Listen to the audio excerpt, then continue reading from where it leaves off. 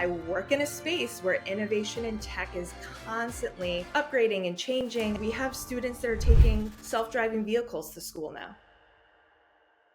Welcome to Toddle School Leaders Project. On today's episode of the podcast, I had the privilege of talking to Camelia Perez. She's the Director of Educational Technology and Innovation at the Urban School in San Francisco. And my friends, she's going to blow your mind. What really stands out about Camelia's work is that she really values student voice and the way her team is using data. She's got teaching teams that were really skeptical of AI making study guides. She's got seniors coaching 10th graders on how best to use AI. It's just a really unique and innovative approach that takes what we know best about pedagogy and connection and applies it to AI. You're not going to want to miss a single second, so let's jump into this episode. Camelia, I'm so excited to have you here on the School Leaders Project. Thanks so much for coming on the show. Thank you so much for having me. Could you tell us a little bit about your role in your school? Absolutely. So my title formally is the Director of Educational Technology and Innovation. And really my core job in my role is to work closely with faculty, students, and administrators to develop and implement comprehensive technology plans. So what that looks like, this past summer, we upgraded our smart boards in the classroom. I work very closely with teachers to figure out what's the appropriate software to use in classrooms. And sometimes I even work with different departments. Admissions sometimes will come in and ask me, especially now with AI, how can I use AI to make my job easier? So I really do have a hand in supporting all different groups of people across the school. And really my focus is though education, right? It's the first part of my title. So it's really about that teaching and learning and student experience. Well, it's such a cool job because you sit at this intersection between tech and curriculum. So I'm Right. curious, do you find are there push and pulls that exist there? A little bit, but what I try and always do is draw people back to that education piece, right? I tell people it's not about finding the tool, it's about focusing on what are your objectives, what are the best practices in your classroom, and then what's the tech that helps support that. It's a tool that can come in, for example, and help support formative assessment. You want to do more formative assessment in your classroom, you want to collect more student data. That's your goal as a teacher. You want to improve and help that data drive your instruction. Now, what are the tech tools that can help you do that best, right? So again, even though I am at this intersection of technology and pedagogy, it's always the education piece that I'm trying to drive people back to and ask them, what is your objective? What is your goal? What are you trying to do? And then let's see what tech fits in. It makes so much sense. Like with any change management, it's start with the why, and Right. then you can find the how, you can find the what. But if you're starting with ooh, shiny tool, shiny object, that's not necessarily going to lead to great changes. Right, which is something that could very easily happen in the Bay Area, right? Like I work in the Bay Area. I work in a space where innovation and tech is constantly upgrading and changing. I mean, we have students that are taking self-driving vehicles to school now, so it's just something that even someone that's born and raised on the East Coast, even just this environment, every day I'm kind of shocked by sometimes what I'm seeing and what I'm hearing is happening. So yeah, it could be really easy to get caught up in the shiny new tool and the shiny new thing. So it's very important, again, that why. Like, why are we using this tool? What is the purpose? Is it really helping us get to our objectives and our goals, or is it something that we're just kind of getting caught into the excitement and rush of? Gosh, I was in San Francisco for the first time, and I just felt like I had stepped into the future. Right. You're like you said, the Waymos are everywhere, and you just feel tech everywhere. So Yeah. I'm curious, does that come with more opportunities or more challenges, you think, being kind of in the center of all of that? Right. I mean, I wouldn't say one is more than the other. I think there's a lot that we can tap into, especially with our student population and their parents and where they work. I'll talk a little bit about it, I think, later on. I want to touch upon it, but our students are really interested and engaged in having people come and talk to them about their tech use, particularly now AI use in their day-to-day jobs, right? So that's something that we have such a pool of people that we can kind of pull from Deep to knowledge. come Yeah. and really share their experiences with students. So I think there's a really positive there to tap into that and to even just look at like what are the companies that are, working on the latest and greatest, they're so close. They're our neighbors. Like, what are they doing? Can we have, that kind of touch point with them? And again, being in the area makes that more accessible. But then again, that challenge of, I kind of call it the bubble effect, where like we're in Mm, this bubble of such innovation in tech that sometimes it's challenging to remind students that it's not, kind of, they have this skewed perception of technology's accessibility and that it's like that everywhere. So yeah. reminding them that it's not, and just focusing on the fact that, again, we need to make sure that the tech that we're using is equitable for everybody, and that sometimes the tech is not the most effective thing for what you're trying to get done. So just balancing those two is definitely important. It's so cool. You're in such a unique spot. And Yeah. what I love about your approach, every conversation we have, is I can just tell how strongly you value student voice and community voice. It just seems so central to your work. So, might you talk a little bit about some of your student facing initiatives and dig what it stands for, what you're doing? Yeah. So dig, I'm very lucky to have inherited from former colleagues. It's the Digital Innovators Group.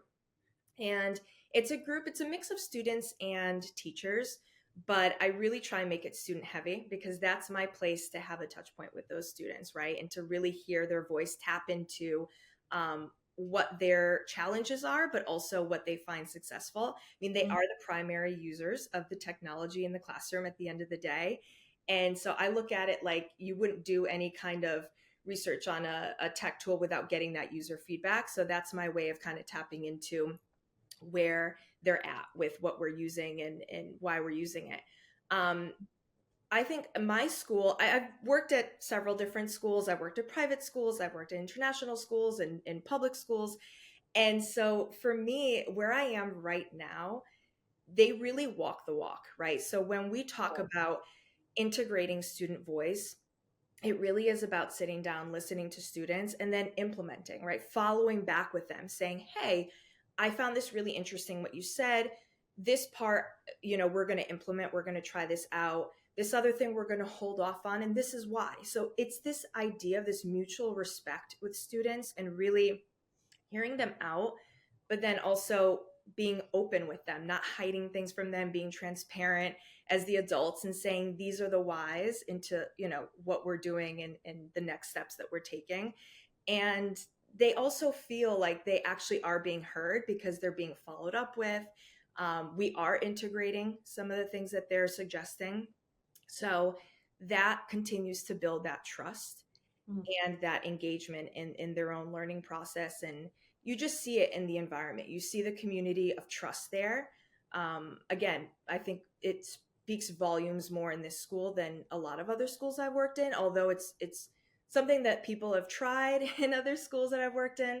It was challenging. It was challenging to feel as the adult that you're kind of like losing a little bit of that control maybe, or yeah. that, well, it's easier to just like take it this way and do this direction. And I We understand know what you're best. saying, but It's a cute idea, but we know best. yeah, Yeah. exactly. And I think exactly what you said echoes true for me. I believe that children just have so much innovation and ideas and creativity that sometimes some of us adults lose a little bit of. Yes. So I love to tap into that and to hear them. So Do you think, I mean, apart from dig, which I take it as almost like an after school activity kind of a thing, or like a board member of students you meet with, are yeah. there other mechanisms in your school that have really like facilitated that student agency? Or do you think dig is really like the heart of it? For technology, dig really is at the heart of it, but we do have other committees that students are a part of.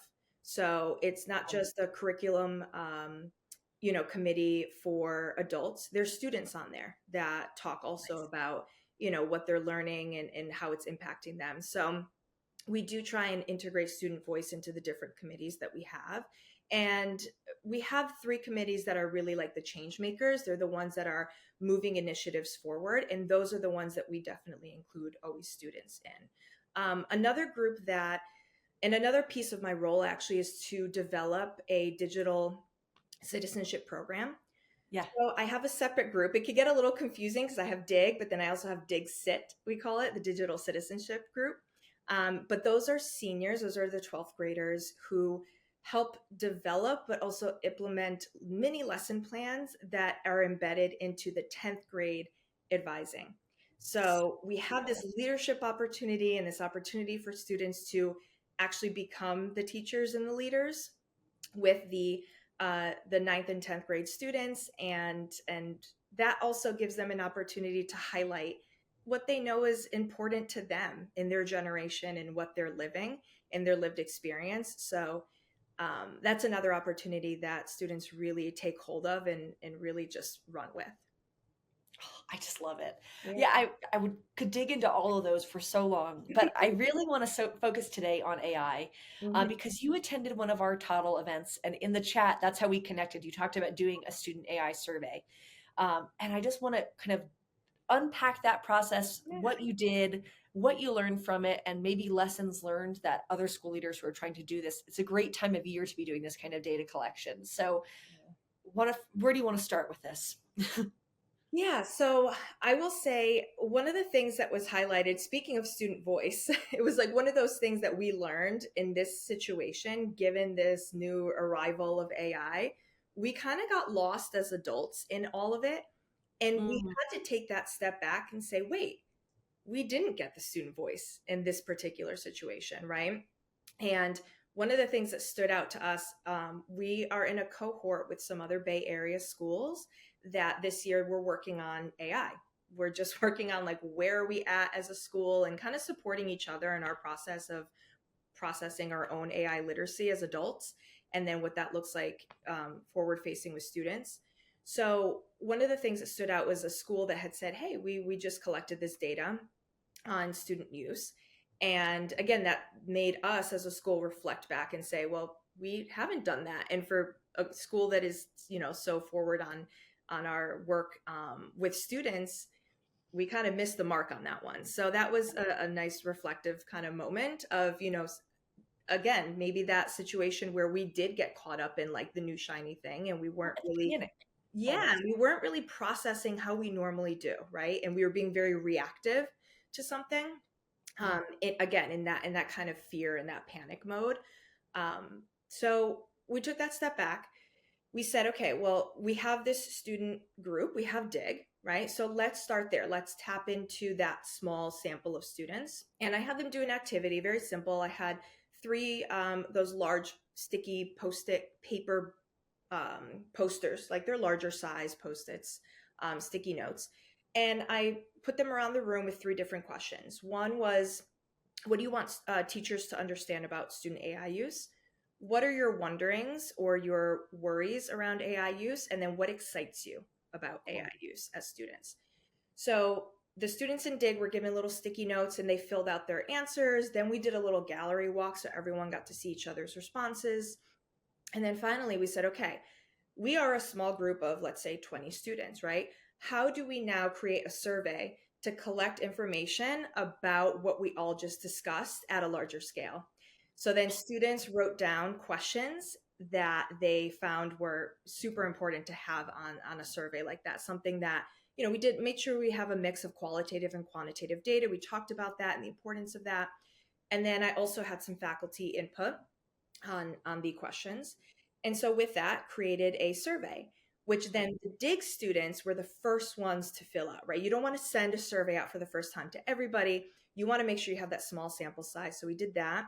And they gave some great feedback. They said, there should be headings. Like it just seems like it's a little bit too clunky in the order of it. They improved. And some of the questions they put together, combined together. So they gave some great feedback. And then we have a solid survey that we put out into the community. And they were also really, really important in part of like making sure this gets pushed out, right? Right. So members of the DIG group were in advising, telling students, this is the survey, this is why we're taking this Important. survey, and really like informing students around it because it was voluntary. It wasn't something that we required. We did push it out during advising time. So we, helped boost our participation that way. But like in any school at that given moment, we did have a few other surveys that were going out. So you're just kind of battling for time and for resources. So again, dig was a big part in that, and having those students that are involved in the process of making it gave them that ownership and made them feel like, okay, I really want to push this out and have my peers complete it. Um, Cool. yeah. What types of questions, or do you have a couple favorite questions from that stand out to you? Um, some of the questions around, how do you feel that AI could be helpful in the classroom? What is it really good at? What have you found it be helpful for you in processing and completing? And then also the student concerns. I did Yeah. ask them some questions around what are your concerns, both in a qualitative and quantitative form. So the open-ended responses that I got were pretty interesting.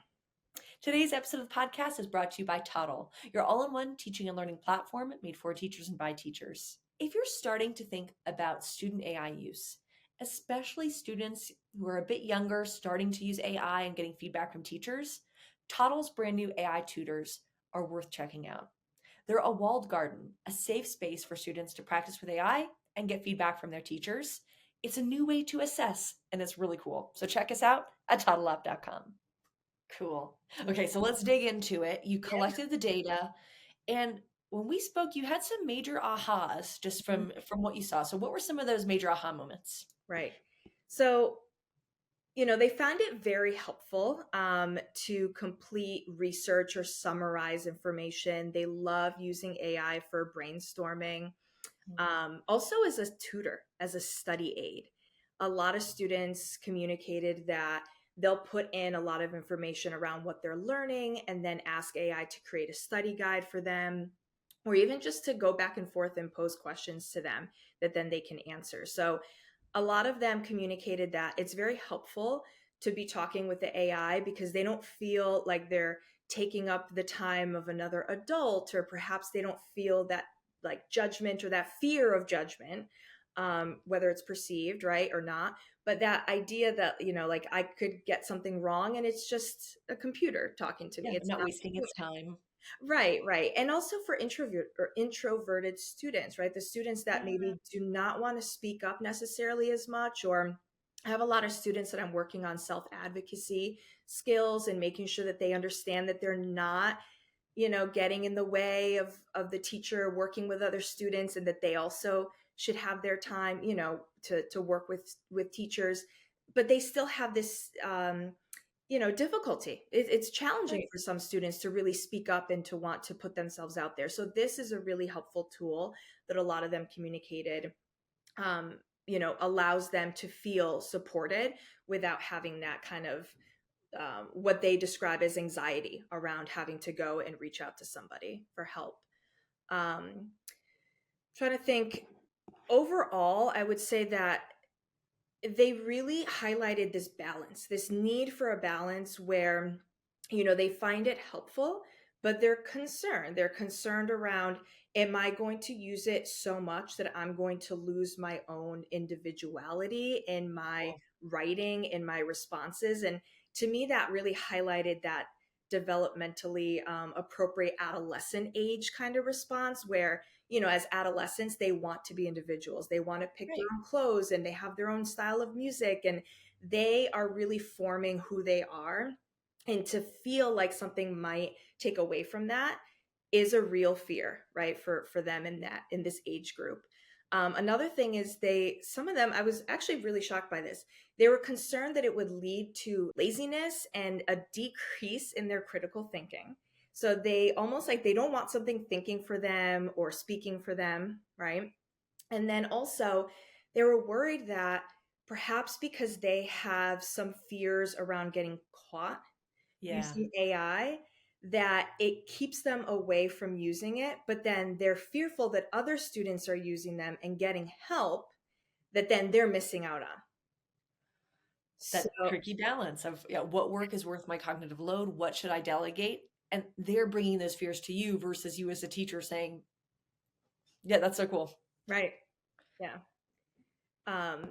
So that those were some of the student concerns that came up, and then some of the things that they kind of just highlighted overall that they found helpful. Again, were creating questions, the creation of even just brainstorming, like a brainstorming partner. Some students run into that issue of like, I'm staring at that blank slate. and I don't really know what to put down. Smart. So they use it a lot for just sparking ideas, just kind of getting that starting point, um, Mhm. so that way they're not, kind of just stuck and they feel like they waste a lot of time doing that. So that's been helpful for them. That's been one of the things that also they highlighted as, um, a positive. And some of them also, kind of to touch upon something outside of school but still related, they're concerned about the environmental impact of AI. And so a lot of them brought that up, or even just brought up misinformation, just in general, that they're concerned that AI is integrated so much into their social media lives now, or into the news that they receive, that they're kind of scared that when they go and Google something, that they're getting misinformation, they're getting sidetracked into something that then leads them into, the wrong thing, right? So a lot of them find that now when they go to Google or they go to these other sites and they have that AI Generated. poster Yeah. right at the top, they don't trust it. They're very open and communicative on not trusting it and having examples. They love to give examples of when it's wrong. It's almost like they want to prove it wrong in many ways. So they're still in that, not trusting it fully mode, Smart. at the moment, which I think is great. And I think as educators, we need to tap into that. I Right. think a lot of teachers, um, are kind of taking it slow, which is great. But I keep telling the faculty in my school, it's not about using it. Sometimes it's just about the conversation, right? It's just about Yes. talking through that with students and asking them, you have this assignment. Let's brainstorm some ways, write down some ways that AI would not be appropriate to use for this assignment, and then some ways where it would be appropriate. And then that could really easily lead into some healthy discussions. And students are really ready to talk about it and want to. So if you give them that opportunity to, they're going to unload and they're going to tell you exactly how they feel. Um, I think it's important to at least have those conversations, even if you're not saying, okay, I'm fully implementing it or I'm allowing it on this assignment. Just having the conversation alone is a great first step to building that AI literacy in students. That's, I feel like my quote this year has been like, what's the difference between being reactive and being creative? Right. And simply the Yeah. letter C, Right. curiosity. And I think making that space as leaders and as educators, the space for getting curious with learners and showing them like, hey, you don't have to be afraid. We can talk about this openly here. And there will be times where it's appropriate for you to use it and helpful for you to use it. There are times when you're not, and we're all navigating this water together. Nobody has a black and white right answer for this. So I think the approach your school has taken just to getting curious about that is Right. just so helpful. Right. Absolutely. And I mean, that's one of our missions. That's something that we're very, very adamant about. And we really value, first of all, the joyful learning process. We Yeah. value just those little moments of like playing with something, trying something out, right? And it doesn't have to be always high stakes. And Right. it could just be a low stakes activity. Put this prompt in and see what kind of image it generates. And, and then have your partner try and like recreate the prompt for that image and see how close they can get. So Cool. like little things like that, they're low stakes, nothing's involved in necessarily grading, but they're using it and they're playing around with it. And also, that curiosity, that kind of critical thinking of questioning everything, right? That's something that we push strongly with our students. So that's another area that I'm trying to remind teachers of, because Yeah. again, I feel like sometimes because we are in that reactive mode, and in many ways, this reminds me back to the type of behaviors that I saw in during the pandemic, right? And during that Mhm. time period where I was an administrator in a middle school, and I saw teachers almost kind of losing touch with just the basics of teaching because there's so much going on, right? And naturally, I mean, we were all going through a lot together. And so it was just about bringing teachers back to those basics. And I feel like I'm doing the same thing now, right? Like I'm Right. reminding teachers we still have the same missions and goals, and we're still trying to tap into the same skills with students. We just have this tool now This new that tool. Yeah. that's what it is. And so just in my role, it's about also supporting teachers and reminding them of that and kind of guiding them through something that seems very daunting and very scary, but really if you focus on your whatever you want to call it, your north star, what guides you as a school, as a community, what you value, you just continue to hone in on that, all the other pieces will make sense within that, right? So Yes. it's not about, I keep telling people, it's not about creating a new policy or something new. It's about really what does that tool do to help continue to support our joyful learning process, our deep learning, our curiosity.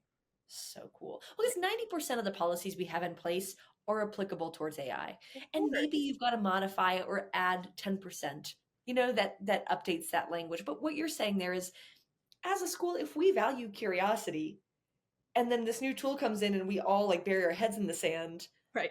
are we modeling our values? It sounds like silly and natural. I'm like, of course. But I think you're right that in kind of the chaos of this, everyone went into protector mode. And it's like now we're just coming out of that shell to be like, well, how might we? Right. Yeah. So cool. Absolutely. I also really want to talk about, Yeah. because you talked about kind of more the student side, the mindset side of things. But Right. I was really impressed in our first conversation of just the pedagogical implications this has had and Mm. how you've been working, especially with your math team, using the results of the survey and then what they created as a result. Could you share that with us? Yeah. So math and English, I would say, were probably the two departments that were the most skeptical Yeah, about using math always. Every math team I've ever been in a school, they're like, I don't AI. know, it's not Yeah, very advanced. exactly. That's exactly what they say. It can't solve the problems that we, give students, and that it's just not there yet, right? Yeah. So I worked really closely with those department chairs, um, to figure out how can we leverage this tool, how can we use this tool. It might not be great at solving the problems or helping students in certain ways, but we could find something that this tool can, we can start dabbling with students in using. So in that process, I mean, this was a lengthy conversation. This was like a back and forth of brainstorming and let's try this. And I would like it almost felt like I was on in the movies when you have the whiteboard and you're like trying like all different things and you're going back and forth. And then finally we settled on, well, let's first of all, let's look at the survey data, right? Like let's go Right. back to this great data set that we have on student use. And one of the things that students mentioned, again, was the study guides, right? Using it to help tutor them, to help as a study guide. So we said, why don't we help support the creation of prompts? Because sometimes students, what they do is they get like, oh, use AI as a study guide. But then they're like, how? And how am I using it effectively? And they fear that maybe if they're not, they're missing out on something, right? And so really helping them in creating good prompts. And it seems like something that you might say, okay, well, sometimes we fall into this trap of saying, well, students, young people use technology so well, they use it better than we do. They know more about it Totally than agree. we do. But, I'll give it a quick example, a quick side note. The other day I had my language students, I teach Spanish also, in addition to my role. Just another hat you wear sometimes. Exactly, right, yeah. Every once in a while, toss it on. And so what I had them do was generate images in the Spanish language to create this like alter ego kind of thing, right? And I got the idea Cool. from one of my colleagues. So it was, and then they had to write a paragraph about their alter ego, but it was fun because they got to create an image using the Spanish language and, put in their adjectives and whatever, however they wanted to describe this alter ego. And one of the students started using their name, and I hear them as they're typing and they're kind of talking out loud, and they're like, da da da is a da da da year old student at, and Oh, starts giving it this information. And I said, yeah, "Wait." no. And I had that moment of reflection where I was like, here I am assuming that they know not to put in personally identifiable information into this tool. So I had to kind of pause and talk to the whole group and say, listen, you cannot your name, your age, your school, you're starting to really build a profile of who you are and plugging that into a machine that's learning all of that about you. Yeah. So we had to take that step back. So again, we can't assume that the students are prepared to write prompts that are going to get them exactly what they're looking for. So again, the math team and I discussed that, and they found that to be a really good first step in helping support student use of AI and AI literacy, really teaching them explicitly how do you prompt it to get to what you're looking for in your study guide, or even to Cool. help you step by step. How do you problem solve for this type of problem? But instead of giving it numbers, maybe give it variables, give it a way where it's like an example of a problem, not the problem that you're trying to solve, but just saying, give me some step by step directions on how I can start to think about solving this problem. And so, yeah, so that was one of the best things, was kind of going through that process of figuring out, instead of just saying, okay, yeah, you're right, it's not really helpful for math. What's another way that we can navigate using it that will be helpful for students? And that skill of prompt writing, that's going to go across subject areas, right? So it's Yes. not just going to be helpful for math. Once they learn that good prompt writing skill, that's going to be applicable to many different languages. And one of the things I tell teachers is, it's almost like we're teaching students how to drive. So when you first learn how to drive, you're like, your hands are exactly where they're supposed to be, and you're looking at everything and you're aware of everything, and Hopefully. you're so much more cognizant of what you're doing, right? Versus as you become more of an experienced driver, you're doing all those same things, but they're coming so naturally to you. So Mm. I equate it to the same thing. Right now, it's that process of we have to teach them exactly how to drive so that they get to the point where then it becomes second nature for them to think in that way and to process what their interactions are with AI in that way. I love so much about that. And since we've talked, I think it's the most exciting thing that I've heard in a long time Yeah. on any of my calls. It's just, it sounds so simple, Right. but it's going, okay, let's hear from our students how they're already using AI. Check, they're using it for tutors. Do Yeah. we think that they're probably the best at prompting? No. So let's come together as a teaching team and say, this is how they're using it. This is our use case for maths. We're saying, no, it's not applicable. And instead we're using this as a playground together to test out different prompts and iterate and see what it's great at and not great at. And then Exactly. I imagine going back into the classroom as that teacher that's been part of this playground, Right. how much more informed I am. And rather than just fearfully saying, no, it doesn't work for math. No. Being able to say, when I played with it, this didn't actually generate a great response. But if you prompt it in this way, here's my top tips. Like, Right. how much better of a math teacher you become through that process, not just, Yeah. I don't know. It Yeah. excites me to see that. Yeah, Yeah. absolutely. And even I suggest that they bring in those prompts, that they save the Yes. conversations, and then they put that up on the smartboard and go through and say, let's talk about what it gave me back, and how I continued to engage it in conversations until I finally got what I needed. Well, and what have you guys tried? These are the prompts that worked for me, but has anybody else found one that was really, and then it's a generous ongoing discussion where there isn't that fear because they see, oh, my teachers played with it too, Right. versus how are you using it? That kind of top down scariness. Exactly. Exactly. Yeah. So cool.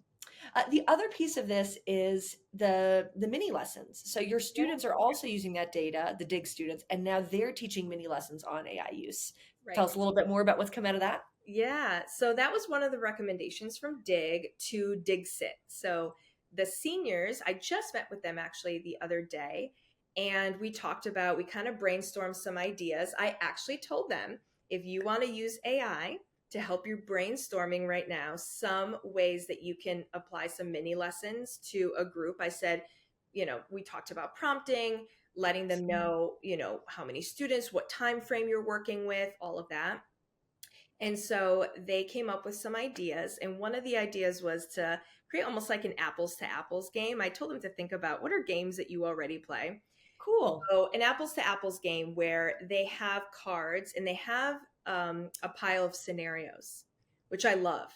because I think anytime that you can get students to really talk about like real life situations that they live in, that's when you get the most engagement. So the seniors would develop these cards with scenarios on, you know, you have a test for math coming up, and you're trying to study for it, and then kind of giving a little bit of an example of how AI could be used in that situation. And then the students have cards where they're going to say either they agree, like that's a good use of AI, or they would reconsider, or that's, you know, maybe there's something they would change about it. Like it started off good, but there's something that needed to be changed. And then absolutely not, like this is a horrible use of AI, and this is, you know, not at all would be acceptable. And so that way they can sit at a table and kind of play that apples to apples game, turn one of the situations over, and then everyone will put down a card. And then you might have some people disagreeing, right? You might have some people saying, I fully think that's a great use of AI or not. And then encourage some further conversations, and maybe bring those conversations to the larger group. These advising groups are relatively small, which is why we do it in that space, because they're comfortable with each other. Mm. The same advising group follows for all 4 years, and they're small. So people really have an opportunity to kind of engage in that conversation and not feel necessarily left out. So that was one of the activities that they came up with for AI use. And it's fully on them. I mean, I tell them like this is great, and sometimes I guide them and I ask them questions around like, well, how do you think that would really go in this situation, or is there something that you think you can do to encourage maybe more student participation in this kind of activity? But then I let them roll with it, so they're the ones creating the cards and the situations and putting everything together. And then we're going to do a run through. It's always important Mm. to model and practice with them. So we'll probably do a little run through of the game first before they're sent off in pairs into each advising group to lead this. But again, letting them be the ones that create everything from start to finish and really engaging them in the process is where you get that full investment and excitement around it.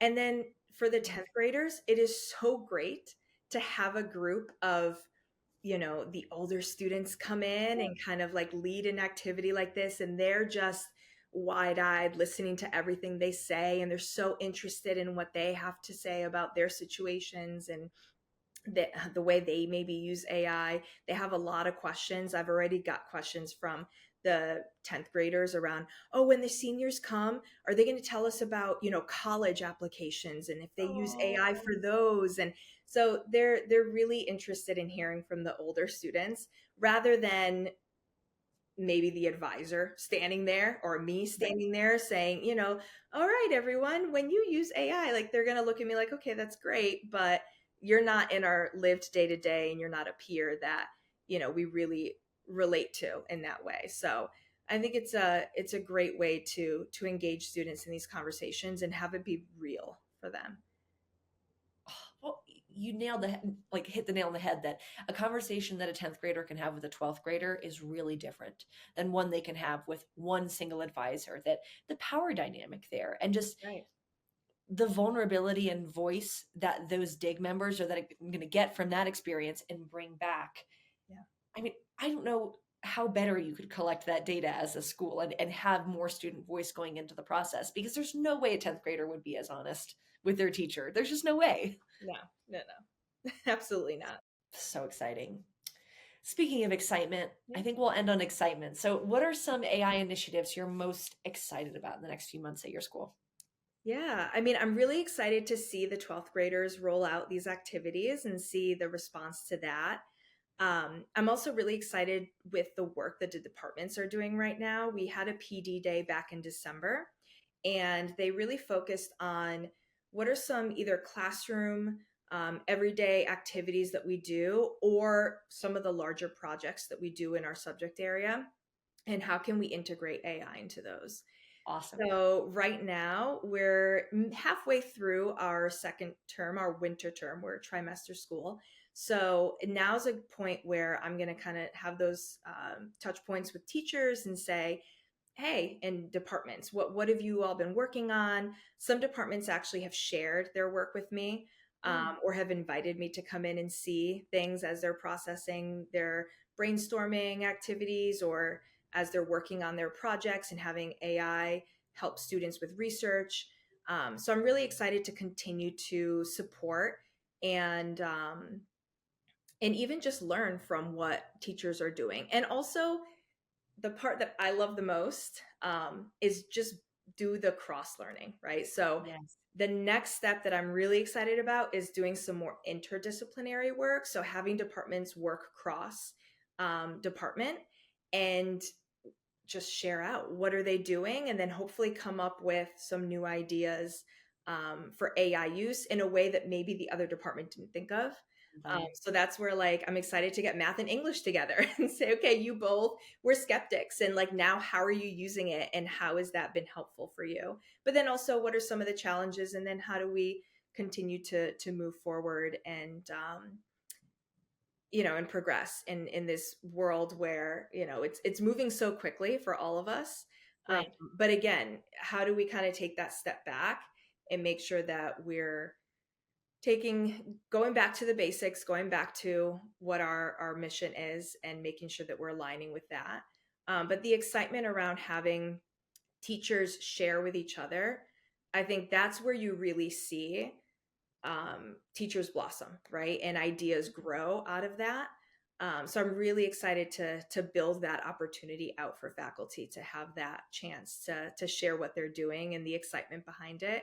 And again, I do have some teachers that through this whole process this year have become, excited rather than kind of skeptical and nervous around AI use. They're starting to see some helpful use cases for it, not only for themselves, but with students too. Mm. So continuing to hone in on that makes me excited, right? Kind of seeing that it's like my excitement around introducing new friends to each other. That's how I like, for me, it's like this analogy of like, I get so excited when I introduce two friends that I know that don't know each other and then they hit it off. I get so excited about that. So it's like the same thing. It's like seeing two departments come together and just hit it off and create new ideas and innovate to me is very exciting. So yeah, those are all things I'm looking forward to for sure. You touched on so much there of just, I think there has been a level of, I think, teacher exhaustion and just panic. And there's been a hardship of the AI acquisition that I think is birthed from the time we're in of just Right. coming out of COVID, coming out of it's just been Oh change, yeah. change, change. And AI felt like just another thing, I think, for a lot of teachers, a trend or a thing that was going to pass. And why waste my time? I'm already exhausted. Right.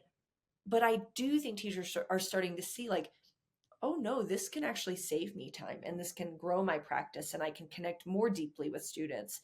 Right. And when you see that spark, it'll take over an entire department and then spread between departments. Yes. So Yeah. And that's how you're you at that fruitful stage. right, right. And that's how you get some of those skeptics in too, and you'll always have a few that are not necessarily going to be your early adopters. But Right. once they start seeing how it's helping other people and they start hearing from other teachers, oh my gosh, I saved so much time on this, or my students were so engaged when I did that, they're going to want to dig right into that too. So it's all about creating those opportunities. As we know, time is very limited and we're Yeah. all just so rushed in our own ways in schools. So one of the things that I make sure in my role that I do is create those opportunities to come together and share out. So if you can do that in your school, even better. Amazing. Yeah. Yeah, I think if people take anything away from this episode, it's just the way that you prioritize voice and connection. Yeah. It's just beautiful and a really lovely and human approach to meeting those worlds of curriculum and technology and finding that common ground. So yeah, I just really admire the work you're doing and appreciate your coming on here today. Thank you so much, Cindy. I really appreciate having, this opportunity to talk and loved sharing out what we're doing. Very exciting work. Maybe next year I'll come back and we'll see where you're at next year. Yeah, absolutely.